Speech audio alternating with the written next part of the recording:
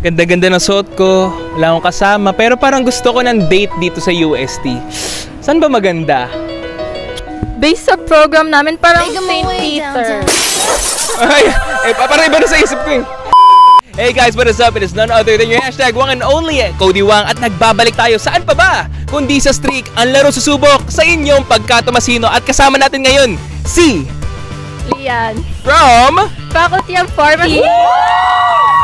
Flashback. At then may tanong ako sa'yo, if you were to take someone out on a date, saan maganda? Based sa program namin, parang St. Peter.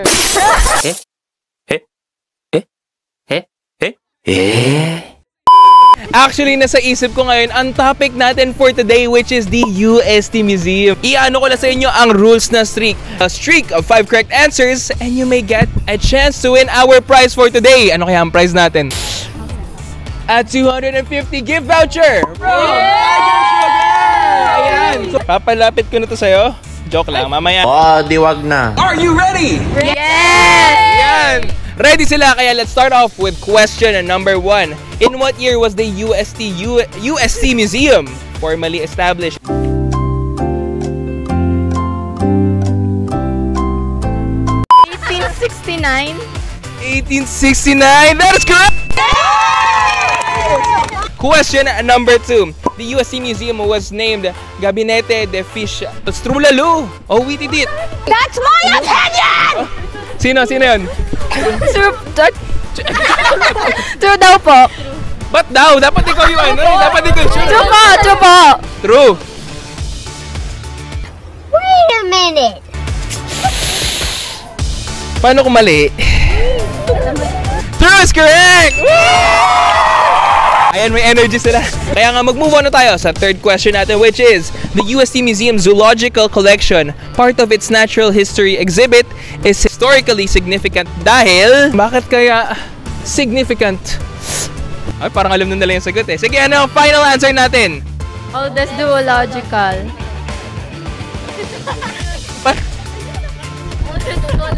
May echo pa yung mic natin. Isa ba? May echo ba? Oldest zoological collection. Tama kayo! Medyo tumagal tayo doon, pero okay lang yan. Okay tayo kasi question number 4 na tayo. Parang ilalabas ko na ang prize, papahawak ko lang sa inyo. Kasi ganun, na ako ka-sure na makukuha nyo nga ang prize natin. Winawagayway na. The fourth question is, the logo below shows the UST Museum's logo. Does the logo form the capitals found in the different parts of the main building? Ay, papakita ko sa'yo. Oh my God! Oh, kita mo yung logo. Oh. Ano ang sagot natin? Is it true or is it false? True, Lalu? We did it.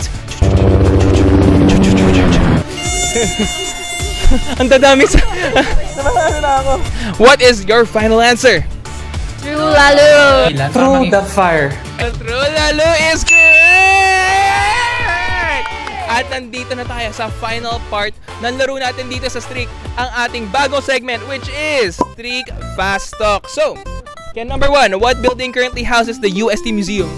Main building, yes. Okay. Nakapunta ka na ba sa museum? Yes po. Do you like going to museums? Yes. First thought when you enter the UST Museum? Ano daw? Wow!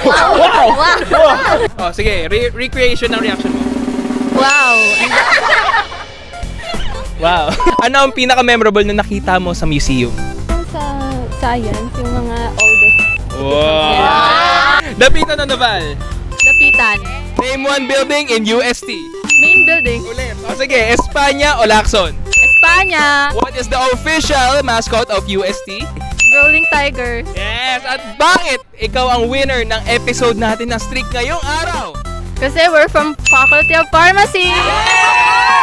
At congratulations kasi nakikip nyo ang prize natin today, which is, pakita nyo nga, ang 250 gift voucher from Tiger Sugar. Kaya, thank you, Tiger Sugar. Thank you po. Thank you. At meron na naman tayo panalo for this episode. Kaya nga abangan nyo na lang ang next episode natin dito sa Streak. Ang laro susubok sa inyong pagkatumasino. Thank you, everybody! Woo!